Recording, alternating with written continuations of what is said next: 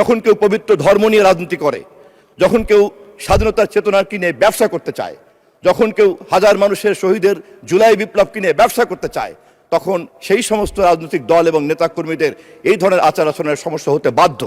সংসদে যে উত্তাপ তৈরি হচ্ছে, সেই উত্তাপ কেবলই মাত্র কিন্তু এই মুহূর্তের রাজনৈতিক আচরণের সমস্যা না।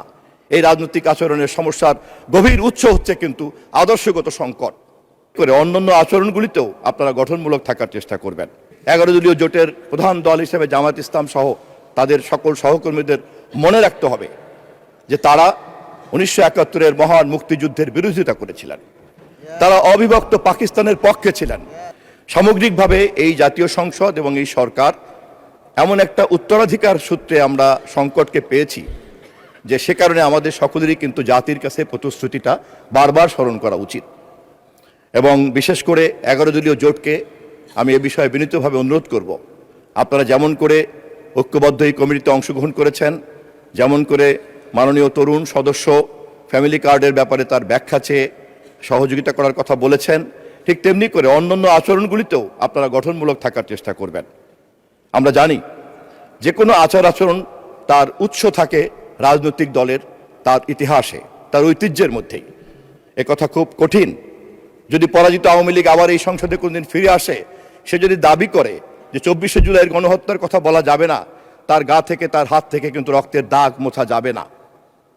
ঠিক তেমনি 11 দলীয় জোটের প্রধান দল হিসেবে জামাত ইসলাম সহ তাদের সকল সহকর্মীদের মনে রাখতে হবে যে তারা 1971-এর মহান মুক্তিযুদ্ধের বিরোধিতা করেছিলেন। তারা অবিভক্ত পাকিস্তানের পক্ষে ছিলেন। তারা অবিভক্ত পাকিস্তানের পক্ষে ছিলেন। এমনকি তারা এই মুহূর্ত পর্যন্ত বক্তৃতায় অনেকেই বলেছেন তারা শরিয়া আইন কায়েম করতে চান, আহ্বান রেখেছেন আমাদের মহাসচিবের কাছে।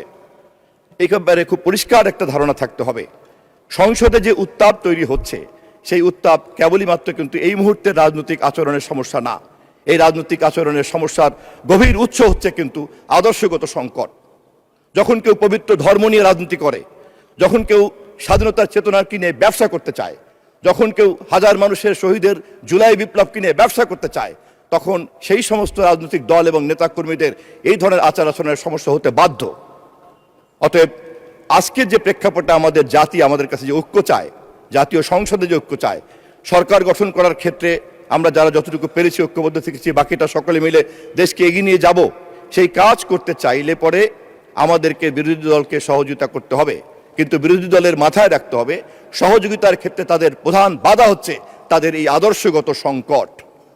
আমরা জাতীয়তাবাদী দল বিএনপি ইতিহাস ঘাটলেই দেখা যাবে 1971-এ এদেশের মানুষ যখন পাকিস্তানিদের বিরুদ্ধে দাঁড়িয়েছে, আমাদের প্রতিষ্ঠাতা শহীদ রাষ্ট্রপতি জিয়াউর রহমানের নেতৃত্বে সেই দিন রাজনৈতিক সংগ্রামকে যুদ্ধের সংগ্রামে রূপান্তরিত করা হয়েছে। 1975-এর পরে যখন জাতি সংকটে পড়ল, তখন আবার আমরা দেখলাম বাংলাদেশ বনাম আওয়ামী লীগের সৃষ্ট সংকট যখন মুখোমুখি দাঁড়ালো, সিপাহী জনতার বিপ্লবের মধ্য দিয়ে আবার আমাদের শহীদ রাষ্ট্রপতি জিয়াউর রহমান সেই সংকট সমাধান করলেন। 1982-তে এরশাদ যখন আমাদের ভোটাধিকারকে কেড়ে নিয়ে দীর্ঘদিন অবৈধভাবে শাসন করলো, গুলি করে মানুষ মারল, তখনও দেশনেত্রী বেগম খালেদা জিয়ার নেতৃত্বেই জনগণ বনাম স্বৈরাচারের এই যুদ্ধে আমরা বিজয় লাভ করেছি। 2024-এ একই ঘটনা, তারেক রহমানের নেতৃত্বে আবার আমরা ফ্যাসিবাদী হাসিনাকে হটিয়ে এই দেশে নির্বাচন আদায় করেছি এবং এই নির্বাচিত সংসদ নিয়ে বসেছি। অতএব ইতিহাস আমাদেরকে বারবার মাননীয় মন্ত্রী 2 মিনিটে শেষ করেন। 2 মিনিটে শেষ করেন। জি, বাংলাদেশ জাতীয়তাবাদী দল জাতীয় সংকটে বারবার নেতৃত্ব দেয় এবং এই সংকট মোকাবেলা করার ক্ষেত্রে অতীতের শাসকরা রাষ্ট্র ক্ষমতাকে ব্যবহার করে, কিন্তু বাংলাদেশ জাতীয়তাবাদী দল রাজনৈতিক প্রক্রিয়া, গণতান্ত্রিক প্রক্রিয়া, সাংবিধানিক প্রক্রিয়া, যুক্তি তর্ককে কেবলমাত্র ব্যবহার করে। আজকের পার্লামেন্টও তার প্রমাণ। এই জামাত ইসলামকে অতীতের সরকারের মধ্যে কারা কারা কি করেছে তারা তা জানেন। আর বাংলাদেশ জাতীয়তাবাদী দল তাদের সঙ্গে ফ্যাসিবাদের কাছ থেকে রক্ষা করে তাদের নাগরিক অধিকারকে ফিরিয়ে দেওয়ার কাজে যেমন সহযোগিতা করেছি, তেমনি আবার আজকের বাংলাদেশে যখন স্বাধীনতা যুদ্ধের চেতনার ভিত্তিতে, মুক্তিযুদ্ধের চেতনার ভিত্তিতে গণতন্ত্রকে প্রাতিষ্ঠানিকীকরণ করতে হবে, সংসদকে কার্যকরী করতে হবে এবং তারেক রহমানের নেতৃত্বে জনগণের এই স্বপ্ন পূরণ করার কাজে সরকারি দল বিরোধী দলের একটা যৌথ দায়িত্ব পালন করতে হবে, তখন সেই দায়িত্ব তাদের কাছেও আমরা প্রত্যাশা করি।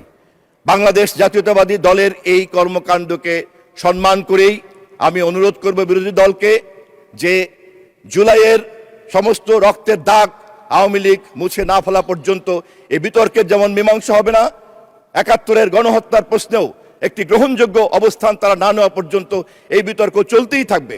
তবে আশার দিক হচ্ছে এই যে বাংলাদেশ জাতীয়তাবাদী দল একদিকে এই বিতর্ক চালিয়ে যাবে, তার সংবিধানের মধ্যে, সংসদের মধ্যে, গণতন্ত্রের মধ্যে এবং রাজনৈতিক প্রক্রিয়ার মধ্যে, এর বাইরে তা যেতে দিবে না, কিন্তু আপোষ করা হবে না। এই প্রেক্ষাপটে দাঁড়িয়েই আমি মহামান্য রাষ্ট্রপতিকে ধন্যবাদ জানাতে চাই, তিনি তারেক রহমানের এই সরকারকে যেভাবে উপস্থাপন করেছেন তার উদ্বোধনী বক্তৃতায়। ধন্যবাদ মহামান্য রাষ্ট্রপতি, ধন্যবাদ স্পিকার সাহেব।